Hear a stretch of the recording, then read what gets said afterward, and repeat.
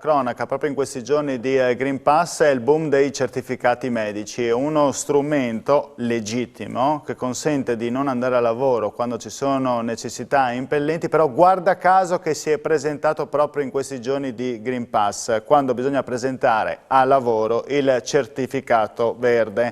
Mal di testa, improvvisi dolori intestinali, male anche al braccio, a dire la verità, hanno impedito in questi giorni 13.000 lavoratori di recarsi a lavoro solo in Friuli Venezia Giulia, più del doppio rispetto alla settimana precedente. Parliamo di 10.000 lavoratori nel settore privato, 3.000 nel settore del pubblico.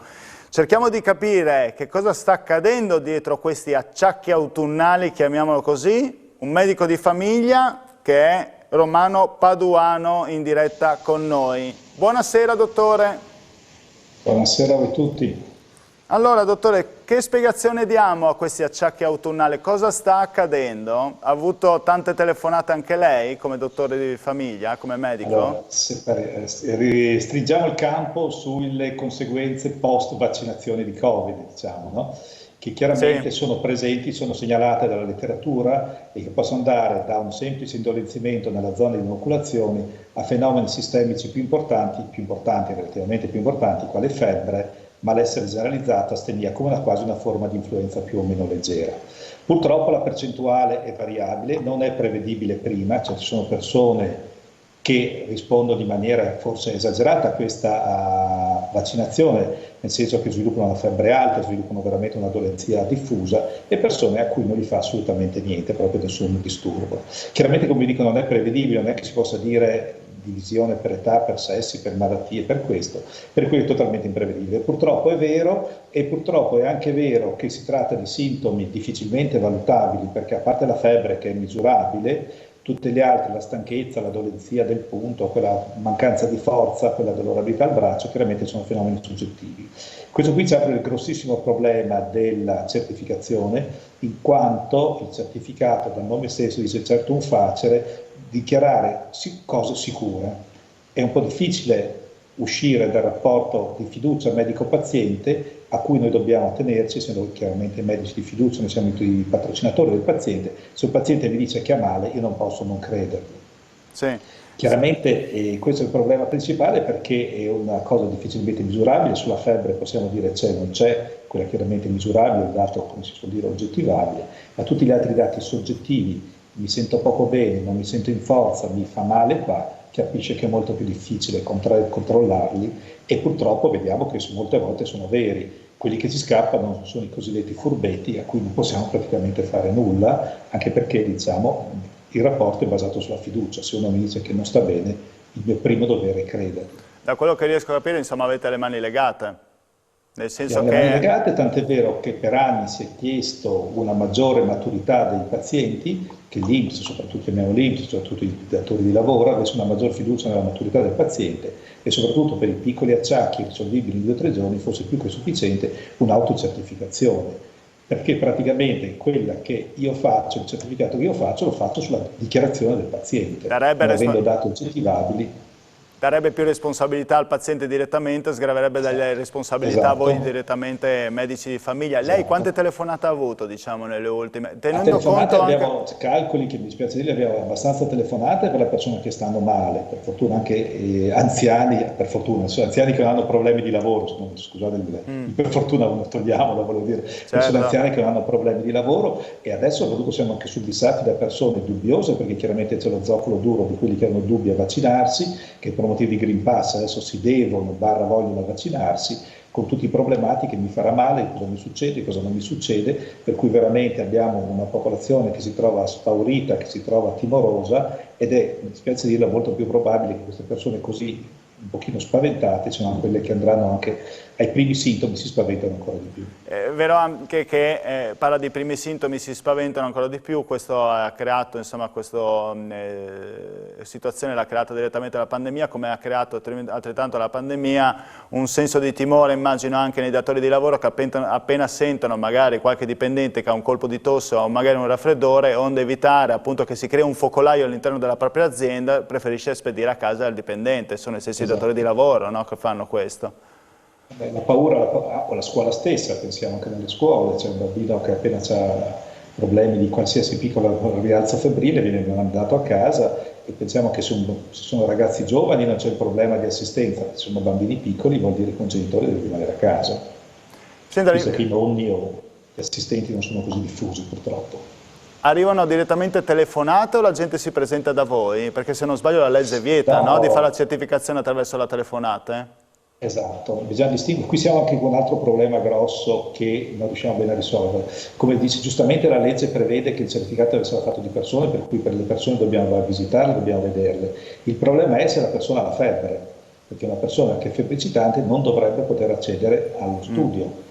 E qui diventano problemi, per cui se c'è la febbre o ci richiama a domicilio e abbiamo tutti i problemi di tornare in ambulatorio, perché la certificazione deve essere fatta per via telematica e chiaramente la telematica non ci assiste nel senso del portatile, dobbiamo farla dall'ambulatorio, oppure possiamo vedere con più facilità i pazienti che non hanno febbre, che non hanno altro, e capisce però il disagio che viene creato soprattutto da queste persone che avendo un rialzo febbrile, il dubbio è hanno il Covid, hanno fatto il vaccino, cosa sta succedendo, anche perché ricordiamoci che il vaccino nei primi giorni non copre dal Covid, per cui se una persona, se non voglio spaventare nessuno, una persona che si è infettata ieri, l'altro ieri, oggi che fa il vaccino, domani potrebbe avere un rialzo febbrile di cui non posso conoscere la causa. Se le farmacie sono subissate da persone che arrivano lì per i tamponi, per ottenere il Green Pass, dall'altra parte anche voi medici di famiglia, diciamo, siete sotto pressione in questo momento. Sì, il Green Pass non c'entra per fortuna perché giustamente il paziente può scaricarselo quando andare a chiedere in farmacia, al Dipartimento di Prevenzione, la stampa del Green Pass e non venire dal medico curante. Quando abbiamo avuto il nostro periodo di battaglia con i tamponi, calcoli che tra poco dovremo incominciare con i vaccini sia antinfluenzali sia per le terze dosi, per cui veramente è un momento di difficoltà per tutti quanti. Le lunghe file davanti alle farmacie sono sintomatiche, le file da noi anche problematiche perché i calcoli che dobbiamo ricevere per appuntamento per evitare appunto l'affollamento nelle sale d'attesa e sommando l'immediata alla vicina campagna antivaccinale, antinfluenzale, richiamo del Covid, capisce che i problemi sono veramente notevoli e la pressione a cui siamo sottoposti sta crescendo. Anche voi come organizzazione di medici di famiglia cosa chiedete in questo momento? Anche un aiuto, immagino, alla regione, perché voi non potete fare fronte a, come lei ha detto, vaccino antinfluenzale, terza dose, prima dose in alcuni casi, seconda dose in un'altra, cioè rischiate veramente di essere... Il problema come ben sa che giustamente si pubblicizza che il vaccino antinfluenzale può essere fatto assieme al vaccino anti-Covid, è una verità scientificamente verissima, il problema è che se è relativamente facile avere i pazienti che devono fare il vaccino del Covid, che sono prenotati, a quelli gli facciamo l'antinfluenzale, è quasi impossibile fare il Covid a chi è prenotato per l'antinfluenza, perché sono fiale che devono avere una durata d'apertura limitata, dobbiamo aprirle in quantità standard, 6 fiale per il Pfizer, 11 fiale per il Moderna, 11 dosi per il Moderna, che chiaramente non possono essere sprecate. Noi avremo bisogno di un'organizzazione migliore, chiaramente avremo bisogno di personale di studio, che non tutti ce l'hanno, anzi una piccola parte di noi ce l'ha, per organizzare anche proprio la logistica di queste cose. Senta, le chiedo anche un... Se mi permette... Sì, prego. Può continuare. Noi abbiamo risolto in varie zone, abbiamo fatto dei mini hub vaccinali come medici, come gruppi di medici, cui ci siamo fatti aiutare, dobbiamo ringraziarli fortemente, da volontari, Protezione Civile, Croce Rossa, che ci hanno aiutato, sono andato nella logistica, anche a dirigere il traffico, oserei dire proprio fisicamente. Senta, le faccio l'ultima domanda. È vero che è una minoranza, però ce ne sono anche all'interno del personale sanitario, ci sono altri suoi colleghi. L'abbiamo visto con le sospensioni, un tema di oggi è sospensione e certificazioni, sospensione anche all'interno del personale sanitario. Cosa ne pensa di tutta questa deriva antiscientifica che si sta sviluppando poi anche con proteste di piazza? Che giustamente è una deriva antiscientifica che fa ancora più impressione vederla in persone che dovrebbero fare della scienza il proprio lavoro quotidiano. Io capisco chi può avere dei dubbi, chi può avere dei dubbi per la propria salute. Abbiamo persone che hanno problematiche di coagulopatia, di disturbi veramente notevoli, che possono avere dei dubbi, possono avere delle incertezze, ma una incertezza, una paura, diciamo, irrazionale non è concepita in personale che dovrebbe avere del razionalismo, della scientificità al proprio cardine. Bene, io la ringrazio Paduano per essere intervenuto alla nostra trasmissione, peraltro lei è in un laboratorio, sta prestando ancora servizio a quest'ora e fa specie, ecco, perché immaginiamo che abbia la fila fuori di pazienti. Su prenotazione, per fortuna, se ne abbiamo uno solo su prenotazione adesso. Solo su prenotazione, ecco, giustamente, però le prenotazioni, insomma, immagino che si accavallino di volta in volta ed è difficile anche accontentare tutti i pazienti con tutte le prenotazioni che ci sono. Grazie mille, Prego, buona serata. Grazie a voi, arrivederci, buona serata. Adesso noi andiamo in pubblicità, poi parleremo di un altro tema fondamentale, con un'intervista effettuata a Renata Della Ricca, che è della CISL di Udine. Parleremo di colf e badanti, perché anche questo è un tema caldo e sentiremo che cosa sta accadendo appunto in questo settore di assistenza domiciliare. Pubblicità.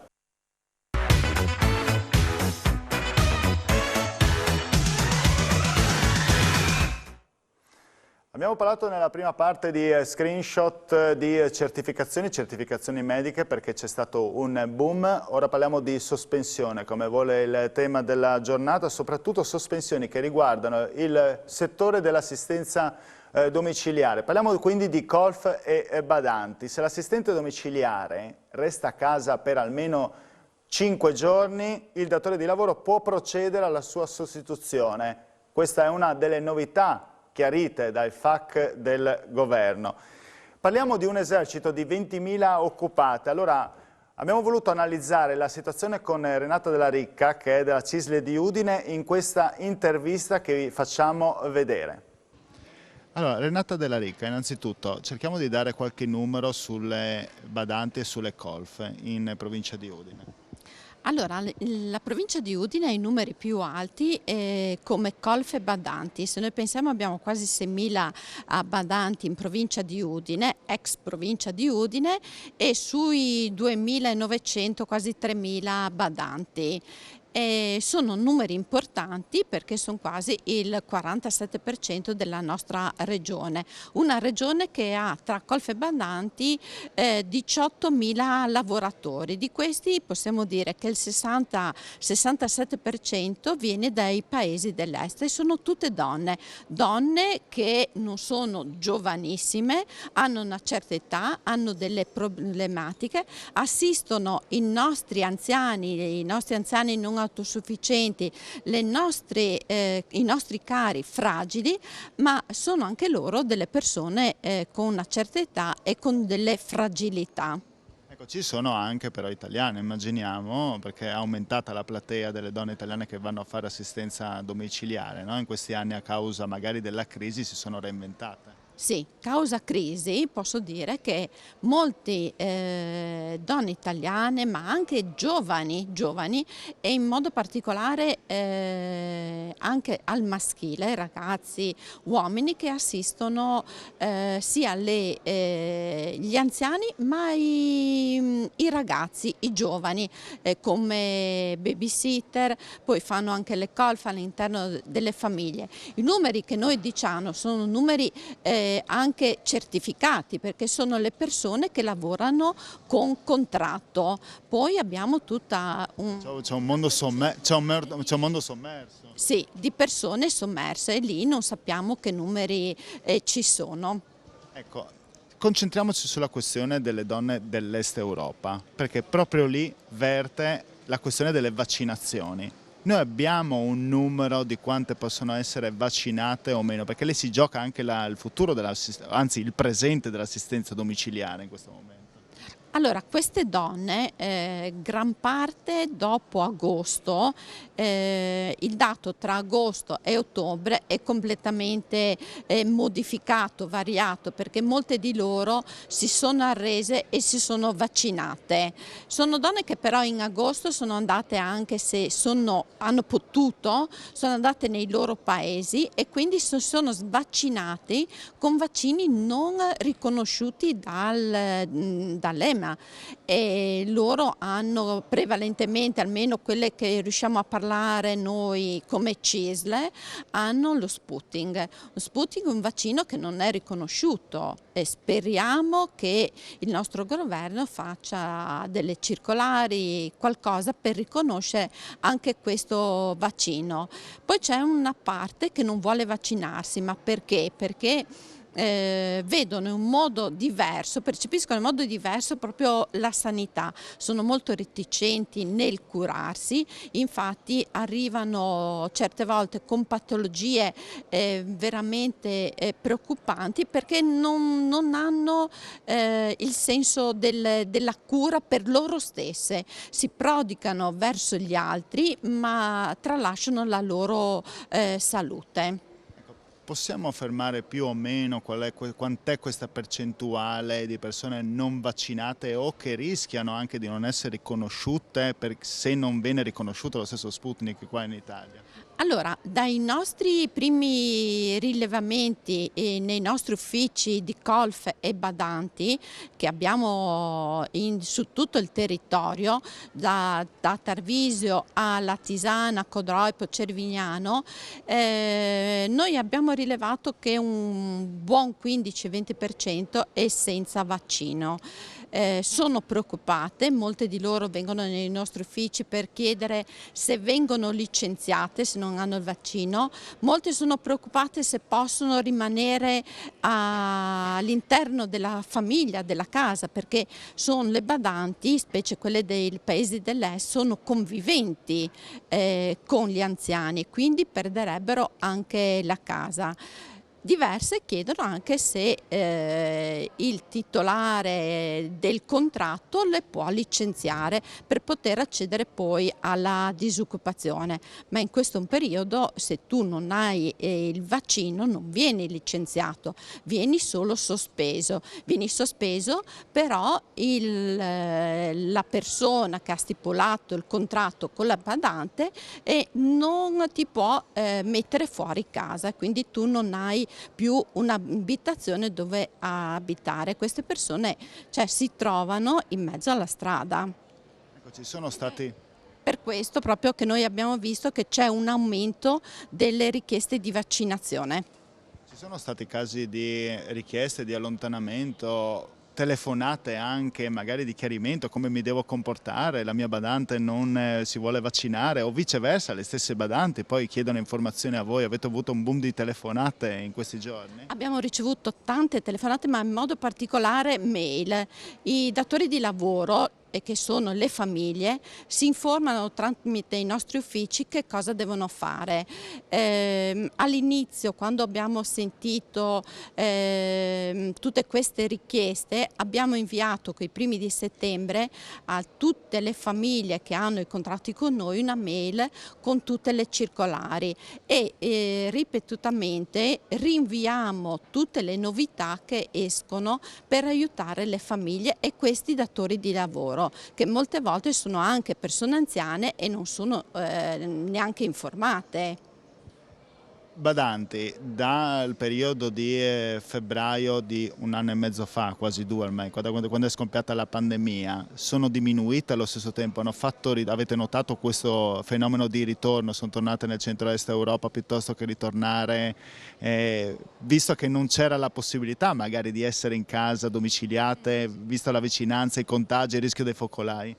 Allora, in questo anno e mezzo di pandemia è cambiato molto il mondo del lavoro delle badanti. Noi abbiamo avuto il periodo iniziale della crisi dove queste badanti uscivano anche dalle famiglie per tornare nei propri paesi. Poi verso agosto cercavano di ritornare in Italia ma non sempre gli era possibile, poi durante l'inverno sono rientrate. Con il 2021 noi abbiamo notato un aumento dei contratti e posso dire un 10% in più di badanti che sono rientrati in Italia in base ai contratti che noi facciamo come uffici colf e badanti all'interno dei CAF. Senta, le faccio anche l'ultima domanda. Lei mi ha parlato del 20% che non sono vaccinate. Questo anche per quanto riguarda un mondo che emerge, perché poi esiste anche tutto un mondo sommerso che non sappiamo come va a finire. È vero che mi ha detto che c'è stato un riaumento di nuovo delle badanti di ritorno, un 10%, però rimane sempre, visto che siamo un popolo sempre più anziano, un aumento della richiesta a cui praticamente non c'è un altro aumento dall'altra parte. Si rischia di non avere l'assistenza domiciliare? Voi cosa chiedete a questo punto al governo? C'è questo rischio? Al governo noi chiediamo anche a livello regionale che la riforma, tutte le riforme, e la regione sta lavorando, che si punti sull'assistente domiciliare, l'assistenza nel territorio, in modo che gli anziani possano rimanere al proprio domicilio. L'anziano che vive nella propria casa vive di più e vive meglio, e quindi valorizzare e implementare la sanità pubblica all'interno delle case, la sanità nel territorio, sul territorio.